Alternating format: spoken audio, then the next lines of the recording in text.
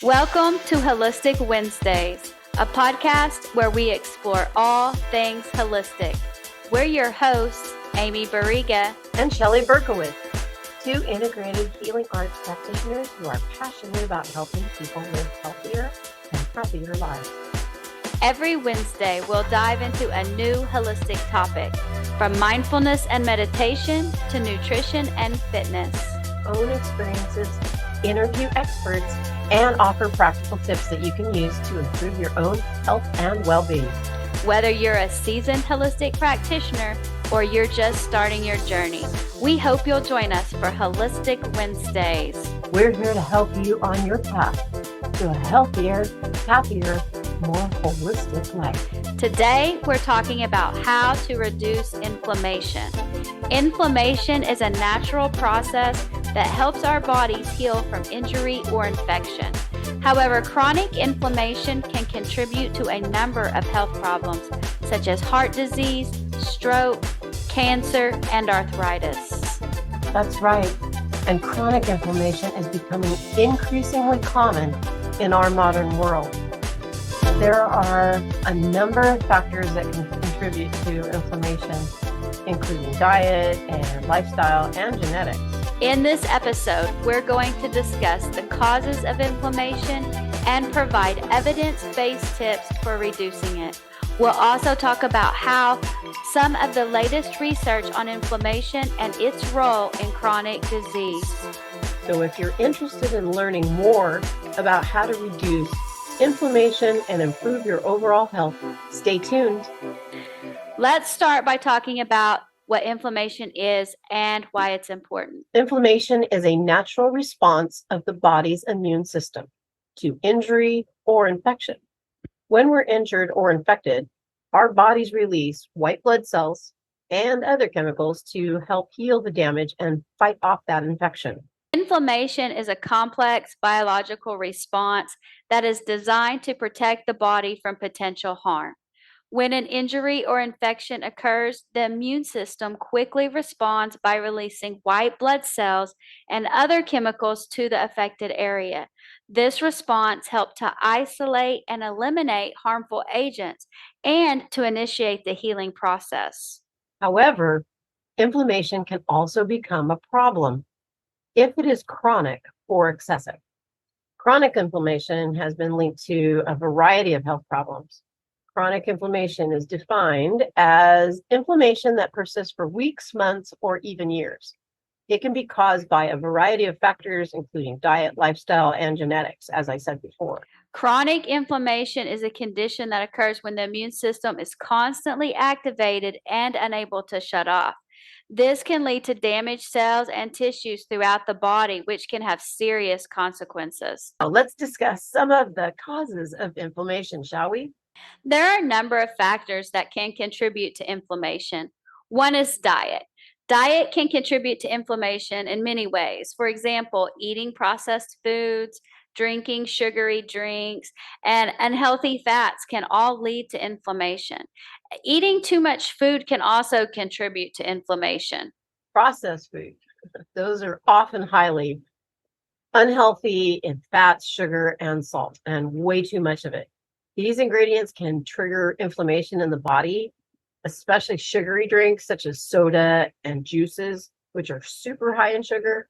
And sugar can trigger inflammation in the body and can also lead to a lot of weight gain, which can also contribute to inflammation. Unhealthy fats, especially saturated and trans fats, trigger inflammation in the body. And these fats are found in processed foods, red meats, full fat dairy products, and overeating definitely leads to inflammation in the body. This is because when we overeat, our bodies release stress hormones such as cortisol, and cortisol triggers inflammation in the body. It's super important to note that not all foods contribute to the inflammation. In fact, some foods actually can help to reduce inflammation. So if you like fruits and vegetables and whole grains, those are great sources of antioxidants, and those help fight the inflammation. You can also add omega-3 fatty acids, which are found in fatty fish such as salmon and eat some nuts and seeds. Those help in reducing inflammation as well. If you're trying to follow an anti inflammatory diet, make sure that you eat plenty of fruits and vegetables. Choose whole grains over refried grains. Eat lean protein sources such as fish, chicken, and beans, and limit processed foods, sugary drinks, and unhealthy fats. And really try to avoid overeating. Other factors that can contribute to inflammation are lifestyle changes, such as smoking cigarettes or excessive alcohol consumption and lack of exercise. Cigarette smoke contains over 7,000 chemicals, many of which are known as carcinogenics and irritants. And these chemicals can damage the lungs and other organs, and this leads to inflammation. Smoking can also increase the production of the inflammatory marker in the blood, such as C reactive protein and interleukin 6. Smoking is actually one of the worst things you can do for your health, and it is a major contributor to inflammation. Quitting smoking is the best thing you can do to reduce the risk of chronic diseases, including heart disease, stroke, cancer, and lung disease. Alcohol can directly damage cells and tissues in the body, including the liver, gut, and brain, and this damage can trigger inflammation. Additionally, alcohol can also increase the production of the same inflammatory markers in the blood, such as C reactive protein and interleukin 6. Alcohol can also disrupt the balance of the bacteria in the gut, which leads to chronic inflammation. And alcohol can impair the immune system's ability to fight infection and inflammation. The best way to reduce inflammation from excessive alcohol consumption is just to limit your alcohol intake. And if you choose to drink alcohol, just do so in moderation. For men, this means no more than 2 drinks per day. For women, this means no more than 1 drink per day. And exercise is important for reducing inflammation. When you exercise, your body releases hormones that have anti inflammatory effects, such as endorphins. Lack of exercise can lead to increased levels of inflammation in the body. Additionally, lack of exercise can contribute to weight gain and obesity, which are both associated with chronic inflammation. Engage in regular physical activity. Aim for at least 30 minutes of moderate intensity exercise most days of the week. Moderate intensity exercise is any activity that makes you breathe harder, but still allows you to talk in complete sentences. It is also super important to maintain a healthy weight. Being overweight is a major risk factor for inflammation. Losing even a small amount of weight can help you to reduce inflammation. So it's important to note that maintaining a healthy weight is not just about losing weight. It's about keeping the weight off. It's about lifestyle change. And I know this can be challenging because I struggle with it with myself, but it is important to remember that even small changes over time can make a difference. And when we don't get enough sleep, our bodies release stress hormones. And lack of sleep can disrupt our bacteria in the gut, which also leads to more inflammation. So, on the other hand, getting enough sleep helps to reduce the production of stress hormones and promote a healthy balance of bacteria in the gut. And this can help to reduce the inflammation throughout the whole body. Most adults need 7 to 8 hours of sleep per night. And if you are not getting enough sleep, improving your sleeping habits will reduce inflammation. We always talk about how sleep is so important on this podcast, and it really is one of the most important things you can do for your health and well-being is get enough sleep. And remember, when your body is stressed, the nervous system releases cortisol and adrenaline. These hormones can suppress the immune system, making it even more difficult for the body to fight off infection and heal from whatever injury. And stress can disrupt the balance of bacteria in the gut, which can lead to more inflammation. The nervous system and immune system are closely connected, and stress can disrupt nerve signaling and lead to more inflammation. Stress management can help to improve nerve signaling and reduce the inflammation. It's your endocrine system, right? This can lead to a number of health benefits, including improved immune function, reduced risk of infection, faster healing from injury, and reduced pain and improved mood and sleep. Getting enough sunlight is important for your overall health. Exposure to sunlight helps our bodies produce vitamin D, which is essential for strong bones, teeth, and muscles. In addition to this, vitamin D has been found to have anti inflammatory properties, which can help reduce inflammation throughout the body. It's recommended that adults get at least 15 to 20 minutes of direct sunlight each day, preferably in the morning or in the afternoon when the sun is not at its strongest. However, it's important to protect your skin from the harmful effects of the sun by wearing sunscreen and protective clothing, especially during peak hours. I know because I just had skin cancer removed. So make sure to get outside and soak up some sun to help boost your vitamin D levels and improve your health, but grab that sunscreen and a hat and get out there. Absolutely. I love being out and soaking up some sun.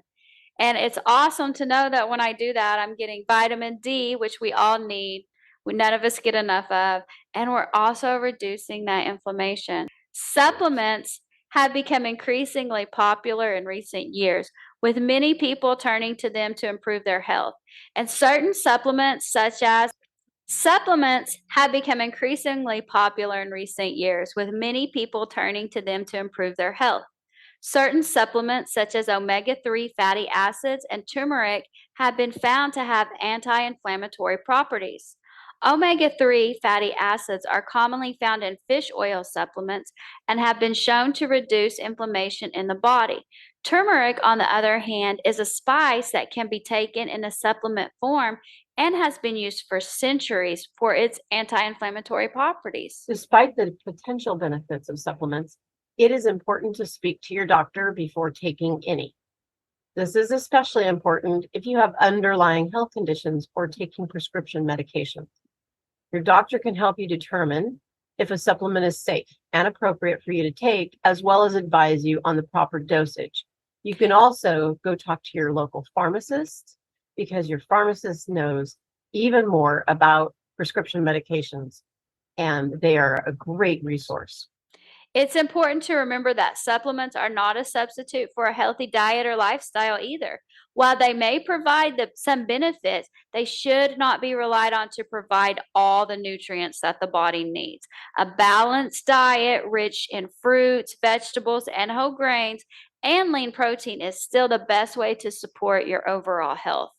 Recent research suggests that genetics may play a role in determining a person's susceptibility to inflammation. Specifically, studies have identified certain genetic variants that are associated with increased levels of inflammatory markers in the blood. These variants are found in genes that regulate the immune system and are specifically involved in the body's inflammatory response. While genetics may predispose some individuals to inflammation, lifestyle factors such as diet, stress, and exercise also influence the degree of inflammation in the body. By adapting the healthy habits and working with healthcare professionals to manage any underlying health conditions, individuals with a genetic predisposition to inflammation can reduce their risk of developing chronic inflammation and associated health problems. Certain medical conditions can also cause inflammation.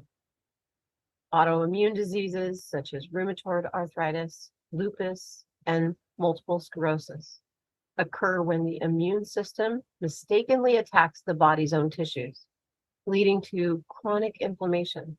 Infections caused by bacteria, viruses, or fungi can also trigger an immune response and cause inflammation. Chronic infections such as hepatitis C and Lyme disease can lead to very long-term inflammation if left untreated. So, if you have any underlying medical condition that may be contributing to your inflammation, talk to your doctor about how to manage them. Inflammation caused by medical conditions can be managed through medication, lifestyle changes, and other treatments. Make sure you talk to your doctor if you have an underlying condition. Reducing inflammation is an important part of overall health and wellness. By following the tips we've discussed today, you can help to reduce your own risk of chronic diseases and improve the quality of your life. What are we talking about next week, Amy? We're talking about finding your inner balance. Awesome. In our busy lives, it's easy to feel overwhelmed and completely out of balance. We're constantly juggling work, family, friends, and other commitments. It can be so hard to find time for ourselves and even harder to find a sense of inner balance. But inner balance is essential for our overall well-being. When we're in balance, we're able to manage stress, make healthy choices, and enjoy life. In this episode, we'll discuss the importance of inner balance and share tips for achieving it. We'll also talk about how to manage stress, find peace of mind, and with your inner self. So whether you're feeling overwhelmed, stressed, or just out of balance, this episode is for you. Stay tuned for tips on how to find your inner center and live a more balanced and fulfilling life. Thanks for listening, and we'll see you next week.